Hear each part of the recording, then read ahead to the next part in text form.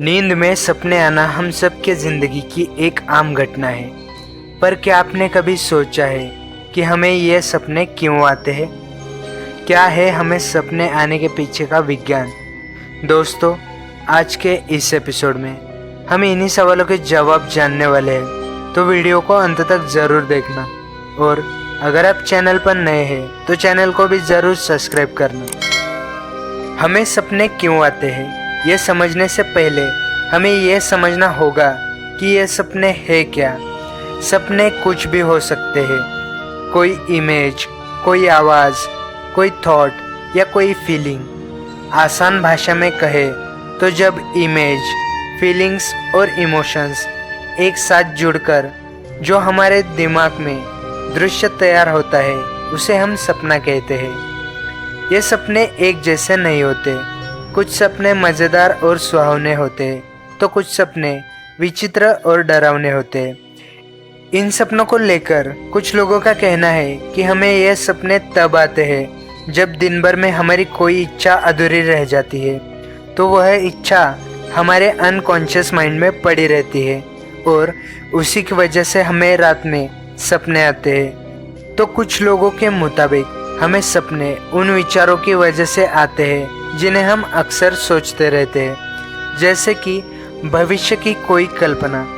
तो कुछ लोगों का कहना है कि जब हम टीवी देखते वक्त कुछ ऐसा देख लेते हैं जिससे हमें डर लगता हो, तो यह बात भी हमें सपने आने के पीछे की वजह हो सकती है।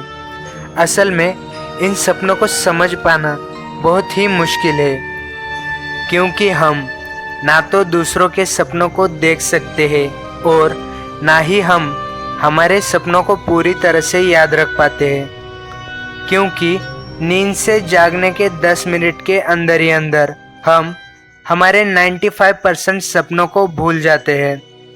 1952 तक सपनों को समझ पाना लगभग नामुमकिन था, पर 1952 में जर्मन साइंटिस्ट हेंस बर्जर ने दिमाग में होने वाली इलेक्ट्रिक एक्टिविटीज़ को समझने के लिए ईईजी मशीन का निर्माण किया। यह मशीन दिमाग में होने वाली इलेक्ट्रिक एक्टिविटीज़ को इलेक्ट्रिक वेव्स के फॉर्म में दिखाती है। जब रिसर्च के लिए इस मशीन को लोगों पर आजमाया गया तो ये बात सामने आई कि सोते वक्त भी उन लोगों के दिमाग में एक वक्त पर उसी तरह की इलेक्ट्रिक एक्टिविटीज़ देखी गई जैसे जागते वक्त होती है। मतलब सोते समय भी हमारा दिमाग वैसे ही काम करता है जैसे जागते समय में, पर सोते समय हमारे दिमाग में नोरेफिनेफ्रिन, सेरोटोनिन और हिस्टामाइन जैसे केमिकल ब्लॉक हो जाते हैं। इसी वजह से हम सपनों में चाहे जितने भी हाथ पैर मार ले, हमारा शरीर नहीं हिलता, पर सपने देखते वक्त हमारे शरीर का एक ही पार्ट हिलता है और वो है हमारी आंखें। सपने देखते वक्त हमारी आंखें राइट से लेफ्ट और लेफ्ट से राइट घूमते रहते हैं। इसे REM यानी रैपिड आई मूवमेंट कहा जाता है।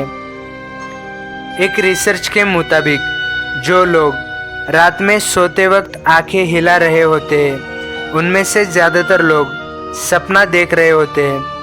इस REM स्टेज का संबंध यादों से है। ये यादें 5 से 20 मिनट तक रहती है। एक औसत व्यक्ति रात में 3 से 5 बार तक REM स्टेज में चला जाता है और वह व्यक्ति 8 घंटे के नींद के दौरान करीब 2 घंटे सपने देखने में गुजारता है।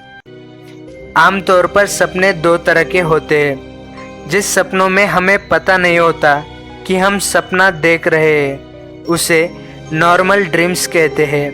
इस प्रकार के सपने रियल, इमोशनल और क्लियर होते हैं। और जो दूसरे प्रकार के सपने होते हैं उसे ल्यूसिड ड्रीम कहते हैं। यह सपने बहुत ही इंटरेस्टिंग होते हैं, क्योंकि इस प्रकार के सपनों में हमें ये पता होता है कि हम सपना देख रहे हैं। ये काल्पनिक होते हैं क्योंकि इन सपनों पर हमारा कंट्रोल होता है। ऐसे सपनों के दौरान हम सपनों में दिखने वाले दृश्य को हमारे हिसाब से बदल सकते हैं। ऐसे सपनों में हम वो सभी चीज़ें कर सकते हैं जो हम सोच सकते हैं। सपनों के दौरान हमारे दिमाग के पैरेंटल लॉब्स की गतिविधि बढ़ने के कारण इन सभी सपनों को वास्तविकता मिलती है और हमें ऐसा लगता है कि जो चीज़ें हम सपनों में देख रहे हैं वो सब सच में हमारे साथ हो रहा है।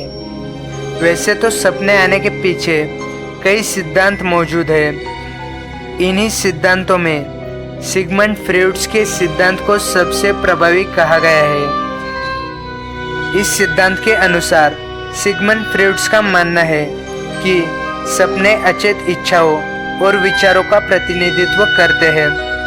मतलब ऐसी इच्छाएं या विचार जो हमें भूतकाल में आए हो पर हमें अभी याद न हो। ऐसी इच्छाएं और विचार हमारे दिमाग में अचेत रूप में पड़े रहते हैं। आसान भाषा में कहे तो हमारे सभी सपने यादों को जोड़ने की कोशिश मात्र है, पर यह बस एक थ्योरी है। इसके पीछे का वैज्ञानिक कारण हम आज तक नहीं जान पाए हैं, इसीलिए सपने आज भी रहस्य बनकर रह गए हैं। दोस्तों, आज के वीडियो में बस इतना ही। उम्मीद है कि वीडियो आपको पसंद आई हो।